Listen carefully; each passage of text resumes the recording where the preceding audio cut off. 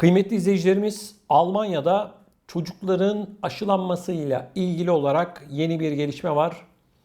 Artık Almanya'da ilkokul çağındaki çocuklar da bu sıvıları vurdurabilecekler. Bununla ilgili olarak daimi aşı komisyonu yeşil ışık yaktı, onay verdi. 5-11 yaş arasındaki çocuklara BioNTech aşısı yapılmasına yakında başlanacağı ifade edildi. Bazı bölgelerde okullarda yapılacağı belirtilen aşılar için BioNTech'in ilk etapta 2,4 milyon doz çocuklar için aşı ürettiği ifade edildi. Biliyorsunuz çocuk dozları normal yetişkinlerin 1/3 oranında, yani azaltılmış derecede bir aşı. Bununla ilgili olarak önümüzdeki günlerde okullarda bir seferberlik ilan edilecek.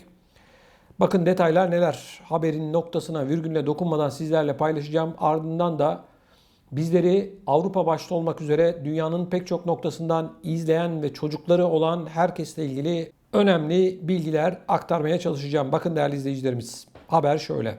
Uzun tartışmalardan sonra STIKO, yani Almanya'daki Aşı Komisyonu Başkanlığı, ilk öğretim çağındaki çocukların da koronavirüse karşı korunabilmeleri için aşı önerisinde bulundu. Komisyonun kararı üzerine harekete geçen eyalet yönetimleri kendi bölgelerinde aşı uygulama çalışmalarına başladı.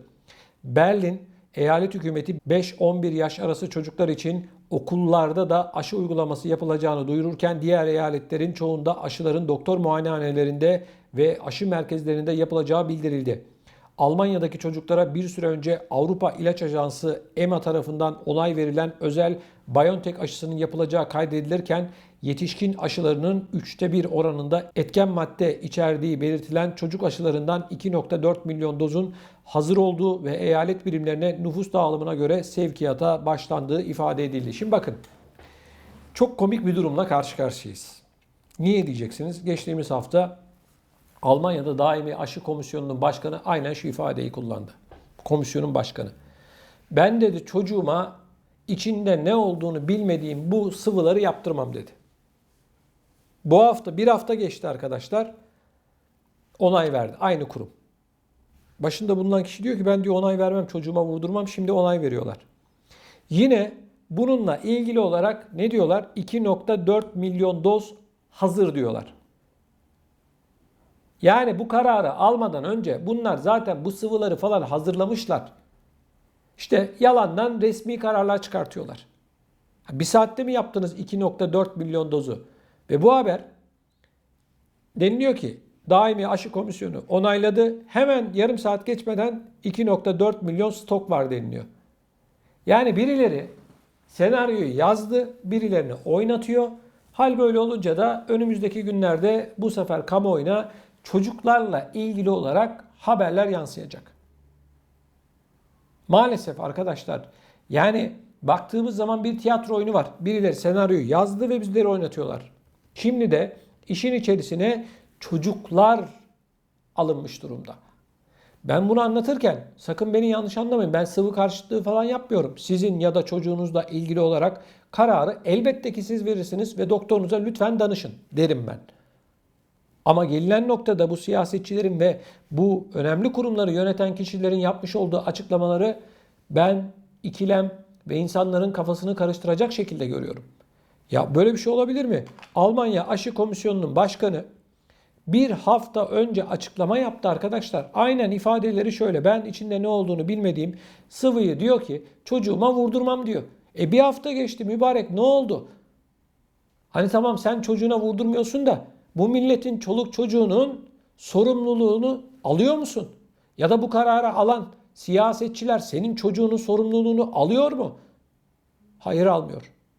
Muhatap yok karşınızda arkadaşlar. Bilim insanı diyor ki biz araştırmaları yaptık, denekler üzerinde sonuçlar olumlu çıktı. Bilim kurulları önerdi deniliyor. Siyasetçiler de kardeşim bak bilim insanları bunları söylüyorlar. Ben bu nedenden dolayı bu sıvıların vurdurulmasına onay verdim, imzaladım diyor. Yani ortada ne bir muhatap var ne de bundan sonra böyle bir muhatap olacak arkadaşlar. Hedef yeryüzünde ne kadar canlı varsa hepsine bu sıvıları vurmak. Bakın yarın öbürsü gün şu olacak. Biliyorsunuz bebekler doğduklarında işte tetanoz aşısı ya da diğer işte aşılar kollarına, bacaklarına neyse işte yeni doğar doğmaz yapılıyor ya da işte bir aylıkken vesaireken pek çok bu sıvıları vuruyorlar. Önümüzdeki yıldan itibaren yeni doğan bebeklere de bu sıvıları, bu koronavirüs sıvılarını yapacaklar arkadaşlar. Aşı takvimlerine bu koronavirüs aşıları da girecek. Ben bunu anlıyorum. Yani 5 yaşına kadar indirilmiş vaziyette. Sonra 0-5 yaş arası denilecek. Şu anda stoklar, yani üretimle ilgili sıkıntılar var. Yeteri kadar üretemiyorlar. Bir taraftan da bu üretimi de kendileri arkadaşlar ayarlıyor. Şöyle ki Profesör Doktor Uğur Şahin bir açıklama yaptı. Dedi ki bu yeni mutanta karşı, omikron denilen mutanta karşı 2 doz aşı olmak demek korunmak anlamına gelmiyor. Daha önce 6 ay geçmesi gerekiyordu 3. dozun yapılması için ikincisinin üzerinden. Şimdi 3 ay geçmesi doğru olacak deniliyor. Ve devam ediyor. Şunu söylüyor. 4 doz aşı mutlak surette düşünülmeli diyor. Yani açıklıyorlar sürekli 3 diyor, 4 diyor. Fabrikalar tıkır tıkır tıkır tıkır tıkır tıkır çalışıyor. Paralar geliyor. Anlaşmalar yapılıyor. Şimdi deniliyor ki 4. Bakın 1,5-2 ay sonra göreceksiniz 5. doz konuşulacak. Yeni işte yer yok elimizde ya da işte üretim kapasitemizi arttırmaya çalışıyoruz diye açıklamalar yapacaklar. Dünyanın değişik noktalarında fabrikalar kuracaklar ki bu talebi kendileri oluşturuyorlar. Çünkü arkadaşlar önce bakın şöyle oldu. Bu sıvılar yeryüzünü kurtaracakmış gibi açıklamalar yaptılar. %95, %96 bu virüse karşı koruyor diye. Sonra insanlar, bu siyasetçiler bu aşıların üzerine atladılar. Bunlar yetiştirmekte zorluk çektiler. Bazı parayı bastıran, yüksek para veren ülkelere verdiler, geri kalanlara vermediler. Yani bir şey oluşturuyorlar. İnsanlara beklenti oluşturuyorlar ve insanlar daha sonra koşuyorlar. Şimdi sonra dediler ki 2. doz. Bir daha arkadaşlar beklenti oluşturdular. Yetmez dediler. Yeni bir mutant var. 3. doz olmak zorundasınız. Fabrikalar bu arada tıkır tıkır çalışıyor. Şimdi de 4. doz arkadaşlar. O da yetmedi. 5-11 yaş arasındaki çocuklar yarın öbürsü gün arkadaşlar göreceksiniz.